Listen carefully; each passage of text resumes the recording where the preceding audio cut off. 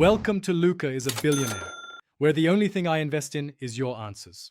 In this video, I will show how to program 2007 Acura MDX key fob. Start by sitting in the driver's seat with all doors closed and both key and fob at hand. Turn ignition to on, then OFF 3 times, ending on to enter programming mode, then press any button on each fob to register. Exit by turning ignition off and test all buttons from outside. Get comfortable and gather items before you begin so the process flows smoothly. Replace the battery in the new fob if it shows weak response, and keep the working key nearby. This saves time and reduces frustration during programming. Confirm you have all fobs ready because the vehicle often overwrites previous entries. Programming them in one session ensures every fob will function when you finish. If you're finding this helpful, please subscribe and like the video to support more how-tos. Quick recommendation: make meal prep easy with leak-proof containers.